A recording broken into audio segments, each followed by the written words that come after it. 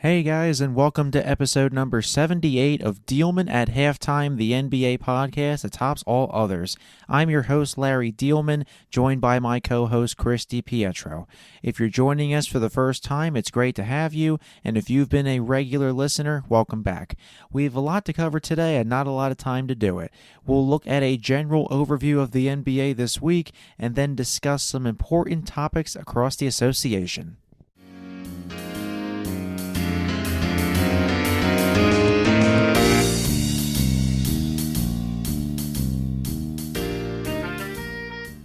Let's get to our content for the week. One of the stories I saw in the NBA this week was an interesting quote by Bucks superstar Giannis Antetokounmpo, and it has to do with him wanting to break LeBron's scoring record.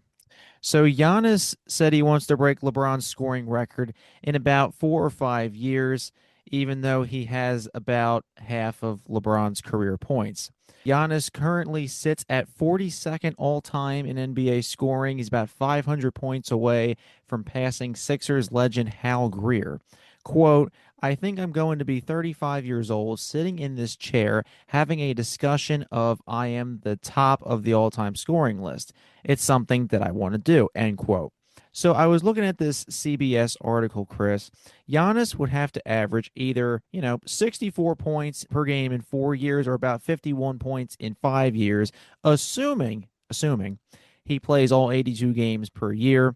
About 31 points per game if he goes the 10 years, which would be more realistic. But Giannis is turning 31 this coming Saturday on December 6th. But he's averaged 30 the last couple seasons. Chris, I don't know if this is just something Giannis is just saying to BS with the reporters or the fans or something. There's no way in hell this is happening. So I don't know what he's talking about. Probably won't be at the top. This quote kind of got me my gears turning a little bit, so I decided to do a little bit of my own calculations. So I have it written down here that Giannis has played in 89% of Bucks games since he was drafted, and that's accounting for the 73 games the Bucks played in the bubble year and the 72 games they played the following season. And he's averaging just over 24 points per game for his career. And I use that number for the calculations because you'd be accounting for the rest of his prime, which I reckon we are about in the middle of.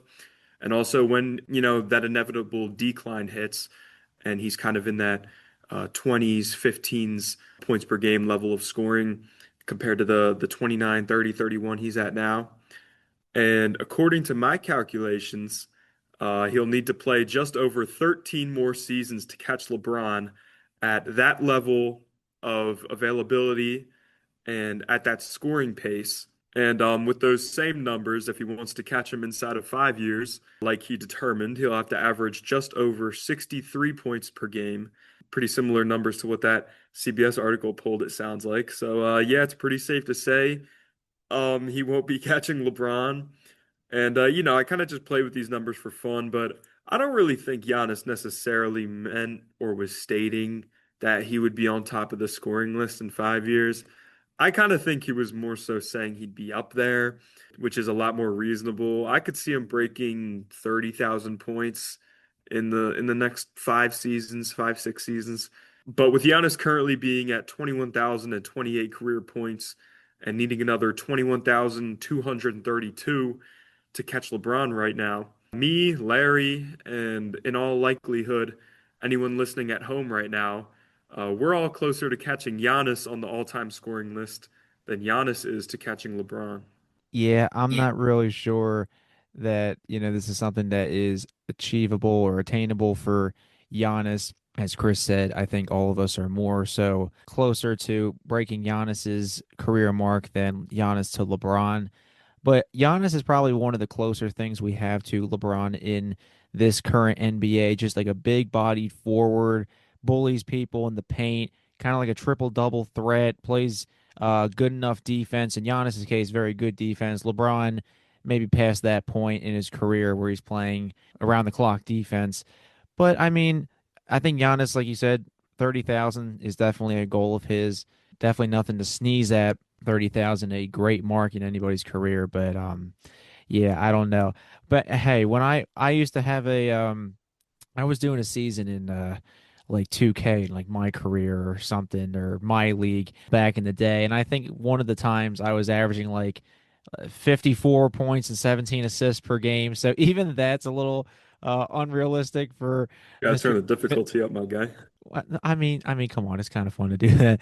But yeah, I don't know. This is not attainable for Giannis, but definitely something we can look at here, and maybe Giannis will. And hey, maybe if he goes to a new team eventually, if he says, forget the Bucks, man, I'm going somewhere else. Maybe he can go and do that. Maybe he goes to the Hornets or something. You can average 60. I don't know. I don't know. I think his best chance might be with the Bucks. Oh I yeah, mean, championship wise, he's yeah. surrounded by a bunch of nobodies right now. And well, we also Um, have Doc Rivers, so I mean, Doc Rivers is good for players putting up stats. yeah. I was looking at the all-time scoring leaders. I could definitely see him breaking into that 5, 6, 7 range. Like he was actually a lot closer than I thought he'd be to really getting up there. So I think he will be. I think he'll definitely be at the top 10 by the end of his career. This episode is entitled City of Angels. So, who's raising eyebrows at the moment?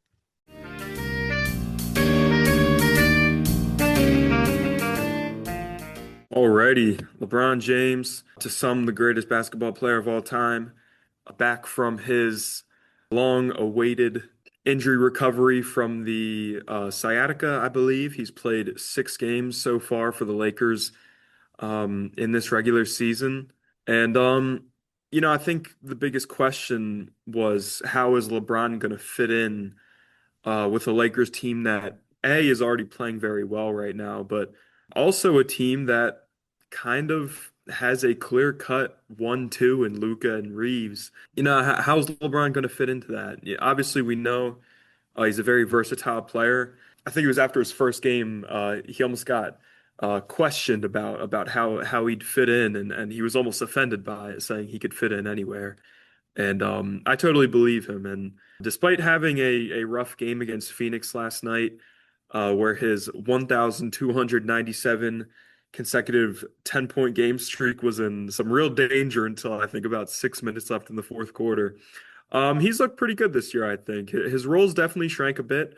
Not sure how much it has to do with him managing his body or the emergence of Austin Reeves as the second option. Probably a mix of both, but I think he's playing exactly how he should in this offense so far.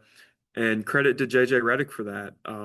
He's the pretty clear third ball handler at this point, but he's really moving around off ball, cutting, finding mismatches, drawing switches, all that high IQ stuff we expect from LeBron.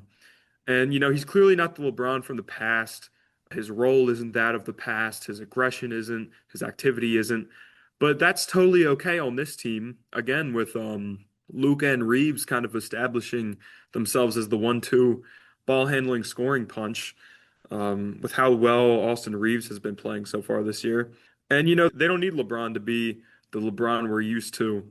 They just need him to impact games in the way that only he can at the highest level of his career right now. I think his best attribute right now is his IQ. I think it's the only attribute of LeBron's that he's still performing at the highest level of his career. I don't think his athleticism is quite the same. Obviously, his role, his aggression, his scoring load is not quite the same. But what he still is doing at a career best level is his IQ. And I think JJ Redick's doing a really good job running actions for him and getting him involved in ways that positively affect the flow of the offense without him needing to be the focal point. So yeah, it'll be interesting to see how he continues to mesh into this rendition of the Lakers, and obviously if his body holds up. But he's been probably playing some of the most unique basketball of his career so far, and I think it's gone pretty well. The Lakers are humming right now. They're second in the West. LeBron has certainly not slowed down their momentum. So, Larry, what are we thinking about LeBron's return? The king is back from sciatica. Definitely a interesting or a unique injury. Like a lot of people, it's just like, oh, like Joel Embiid had all the foot injuries, or somebody comes back from an ACL or this or that. Not many players, not even the NBA, just sports in general, are saying, I'm coming back from sciatica. You have to wonder maybe in this early part of the season, does it still linger a little bit, or is he still trying to recover from that or just other ailments. You got to remember, I mean, this man is about to be 41 years old, so it's not like he's a spring chicken anymore. He's not he doesn't have those fresh legs like he I did don't when think he's he was. moving the same. I think he might No. be kind of I don't want to say tending to it because he's been playing 30 minutes a night, but maybe just not exploding physically as he would be if we were in a playoff series right now. So I think you're right there. Yeah, I mean, if it was a playoff series, maybe we'd see a more aggressive version of LeBron. But first time in his career, he's averaging under 20 points a game. And what's crazy is that he's the first player in league history to appear in 23 seasons. So 23 for number 23. Definitely, I don't think anybody would have seen this back in 2003 when he made his debut. But you have to look at this, and you brought up the Luca and AR-15 duo they got going right now. You have to think, is this Luca's team officially? I mean, I know LeBron is still on the roster, but Luca, like this man is dropping nearly a 35-point triple double a night. You have to just say, LeBron, this could be his last year.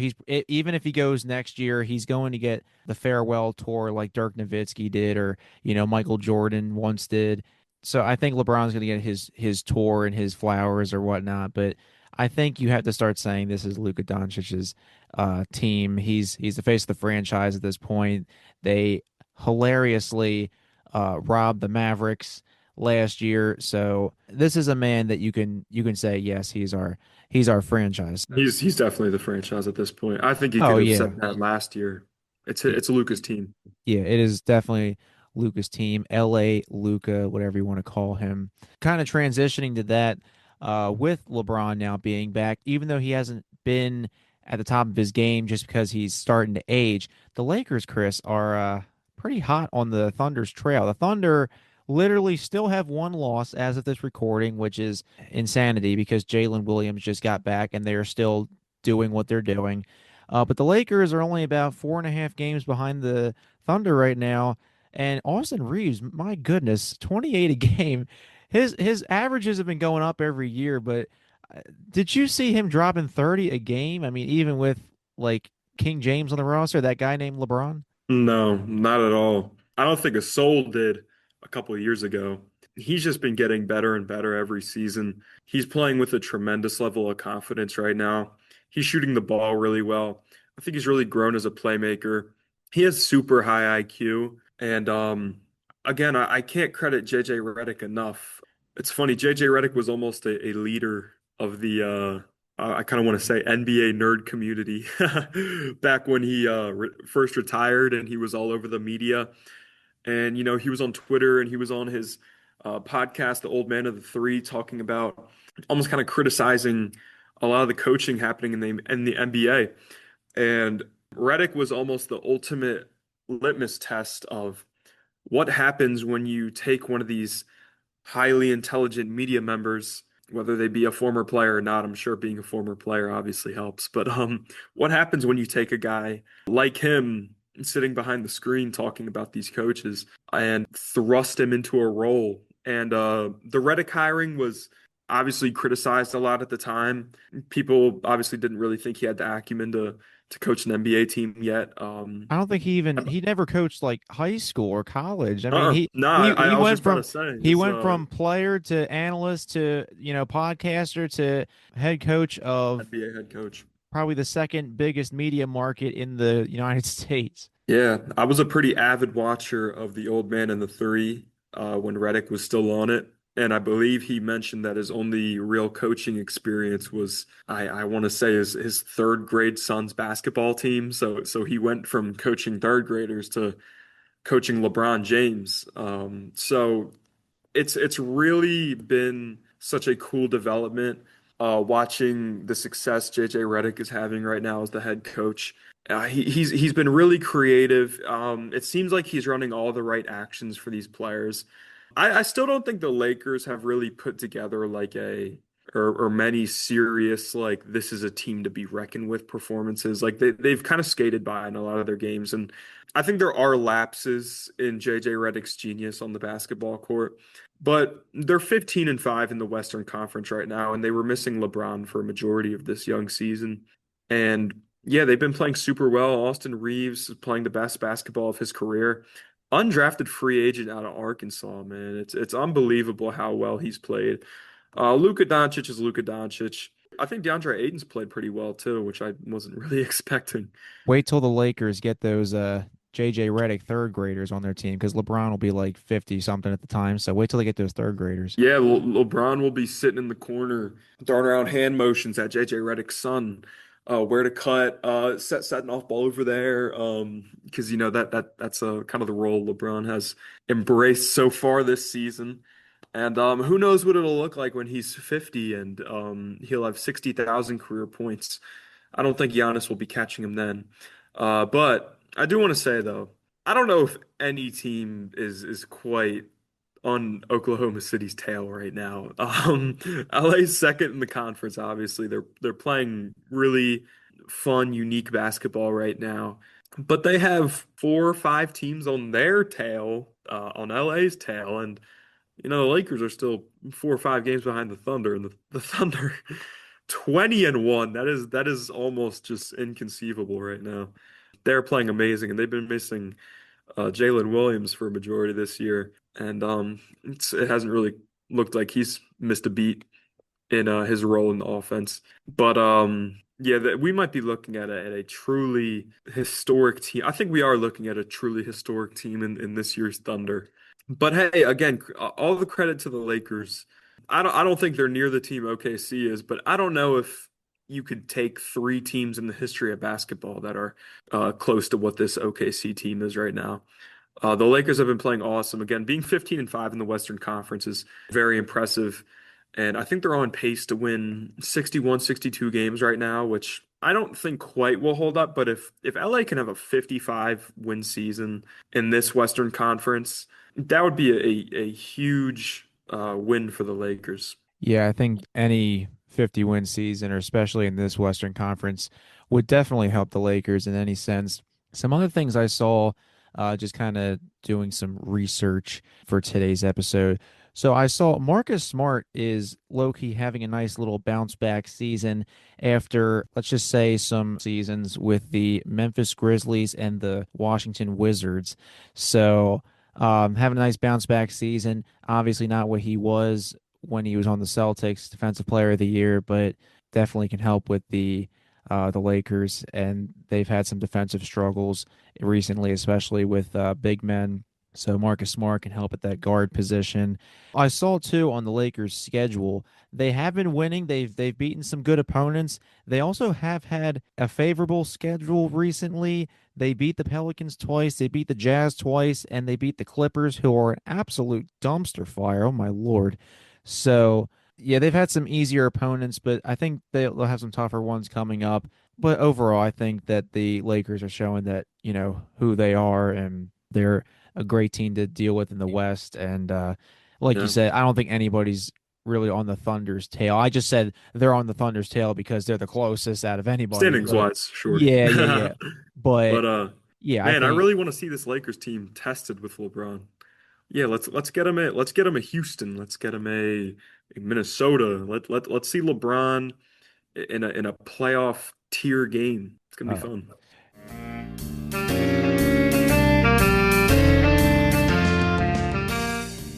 finally, let's go to our game of the week. For this week's game of the week, we're going to do the Boston Celtics at Toronto Raptors. This game is on Sunday, December 7th. Yes, December at 3:30 p.m. So we have a Sunday matinee. The Raptors right now tied for third in the East with the Miami Heat. Celtics sitting at eighth. The Raptors are continuing their eye-opening season with the emergence of Brandon Ingram. I wouldn't say emergence as in like, oh wow, he wasn't that good last year, but now he's doing better. I'm just saying emergence that he got out of New Orleans and wow, look at him go. Raptors been doing pretty good overall. We've talked about him a couple times. I think somebody we haven't talked about yet, Jakob Poeltl, is always on the offensive glass. He's always chasing those rebounds. We've Been always talked great. we've always talked about the usuals: Brandon Ingram, Scotty Barnes, R.J. Barrett, Manuel Quickly. We've always talked about them. Meanwhile, for Boston, Jaylen Brown is averaging a career high 28 points and 4.8 assists per game in the absence of Jason Tatum, who is out for the year. He's had some 30 burgers recently, and even a stat line of 41, 6, 7, yes, and 5 in a loss to the in a loss to the Minnesota Timberwolves. Chris and I actually watched that game together the other night because he was over at my house for a nice little party. So we were watching that, and Happy belated, Larry. thank you, thank you. Yes, it was my birthday recently, but we were watching that game, Celtics Timberwolves. Jaylen Brown was doing really good. Anthony Edwards threw up a prayer at the end of that game, and it somehow went in. So unfortunately, the Celtics took the L on that one. Jaylen Brown doing very good overall. And Peyton Pritchard and Neemias Queta have stepped up nicely in the absence of Jason Tatum and the loss of literally their entire roster due to that second apron. But overall, just a great team. Chris, thoughts? Celtics, Raptors. Must say, you did a terrific job breaking down these teams' Thank you. rosters, how they're playing so far this year. I'll start with Toronto. I just want to start with we talked about Scotty Barnes, I believe a couple episodes ago. He's having a great year, but I really want to shout out Brandon Ingram. We also talked about Brandon Ingram a couple episodes ago. I was talking about how well he was playing and if the efficiency would hold up. And, obviously that's still a bit of a question, but he's Toronto's half court right now. And it has been so cool watching him with such a big role on what we think right now is a great team. I think Toronto just recently won like 13 of 14 games, which is just ridiculous, including what, 3 wins over Cleveland, which is just honestly absurd, given how talented Cleveland is. But yeah, I just really want to shout out Brandon Ingram. Obviously, a player when he came into the league that we were expecting to kind of be a number one option, the type of guy that would lead your team. And he's been stuck in some weird spots and he struggled with parts of his game.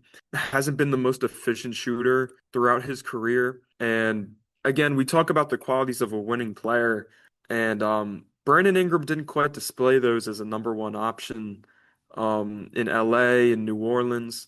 But he's playing such a fun brand of basketball right now. I think Toronto really needed somebody that could just get a bucket. Scotty Barnes isn't exactly the dude you want in isolation. I don't think RJ Barrett quite has what it takes to be your go get a bucket getter. But it's been so cool watching the role Brandon Ingram's taken on. And it makes me so happy he's playing well. I've always thought he was a cool player. And yeah, it's just been really cool watching him play. This is what I love so much about basketball. Just a player like Brandon Ingram who, had such high expectations and wasn't quite meeting them, but has really found a niche on a good team, and he's playing meaningful basketball, which we have never really been able to say about him. That's just so cool to me. So shout out Brandon Ingram. The Raptors are playing really good right now. Just lost 2 straight, but I'm obviously not too concerned about them. And on the same token, up in Boston, shout out Jaylen Brown, man. Like you said, 28 points per game. And hey, not to take away from Jaylen Brown here, it feels like there's like 20, 25, like 25 point per game scores right now in the NBA. There are so many high level scores right now. It's insane. I think the league's as talented or more talented than it's ever been. Defense is optional these days for the most part. Mm. Okay, I wouldn't say That's that's optional. that's that's probably my least favorite take in basketball, Larry. Okay, okay, okay. I'm gonna have to press you on that one. I'm gonna have to press Are you you on going to that full one. court press me on that? I am because that's just a ridiculous statement. But Okay, listen, I would. Okay, okay, okay. that's a Uh, ridiculous statement. That's a let me ridiculous. back up. I don't say Okay. defense is not exactly optional. I would just say Okay. Don't call it any worse either, bro. Because it's not. it's just games are more high scoring. Teams take a lot more threes now, and I don't think teams are so busy guarding the perimeter. Not as much focus is getting on like the paint, for example. Is that better or is that worse? I'll lay off the full court press. I'll sink back to the logo and I'll wait for you to bring the ball up on Are that you one. giving me like a But two? Giving me like a 2-3 zone or something? yeah, I'll throw a zone at you, a little Okay. conservative zone. But I'm still playing defense on that take. But anyways, shout out Jaylen Brown. He's been playing really well right now. I was really not so optimistic about him as a number one option. I thought it was going to get pretty ugly for Boston this year, and at points it has been. They've had their troubles so far this year. But Jaylen Brown has looked a lot better than I thought, and he's scoring at a really high clip right now. He's proving everybody wrong. He proved me wrong, certainly. And all those people who saying he needs to go to Turkey and get that hair transplant, he's proven them wrong too. He likes that paint. He likes that black paint on his head. He likes maintaining his hairline that way. And honestly, I can't fault him for it because he's dropping 28 points a game right now. But the Celtics are playing really good right now. Joe Mazzulla, I think, just has like that type of winning DNA as a coach. I don't think Joe Mazzulla will ever have a failing basketball team. He just seems like one of those guys to me, almost like Mike Tomlin in a way. Obviously, things are going sour right now for the Pittsburgh Steelers and Mike Tomlin. But he's always been one of those coaches where he's kind of just a winning coach. He said there's always a floor for his team and a standard, and it feels like that's what's going on in Boston right now. They just beat Detroit. They lost a close one in Minnesota, and then they just beat Cleveland in Cleveland. Peyton Pritchard dropped 42 points. Shout out Peyton Pritchard, big W for all the white boys across America. But this will be a very fun game, I think. I think this is an excellent game of the week. This will be a really fun matchup. Two teams playing a really good brand of basketball right now. And I think more notably, a brand of basketball we weren't quite expecting from the two to start the year. These are two certainly playoff caliber teams in the East. It'll be an interesting stylistic matchup between Joe Mazzulla and Darko Rajakovic. But in Correct. this one, yeah, I think I got his pronunciation right when I got it wrong all previous episode when we talked about the Raptors. But let's see. It's in Toronto, correct? I believe so. Yes. Give me Toronto 119-107. It'll be an inefficient game for Jaylen Brown. I think he'll have I think we'll be seeing a lot of Scotty Barnes across from him, which is not a good matchup. So yeah, give me Toronto in that one. I love how they've been playing. So you're going with, it sounds like a 12-point spread. Is that correct? I'm One night. going with a 12-point win. I think the spread will be a lot closer, Well, to no, be no, no. honest. I meant like a 12-point like margin. Yeah, yeah. Okay, okay. So mine, I have an 11-point margin for the Celtics. So I am Okay. going Celtics 129, 118. I feel like these two have a good offense, so we'll see if that holds up. By the way, this is the first of two meetings between the Celtics and Raptors just this month, and the Raptors host again. So this is a game of the week that's happening twice this month, technically. The Raptors will host the Celtics again on Saturday, December 20th. So we'll have to find out about that game too. And Ready. that'll actually be twice in 2 weeks, just at the end of that second week. So.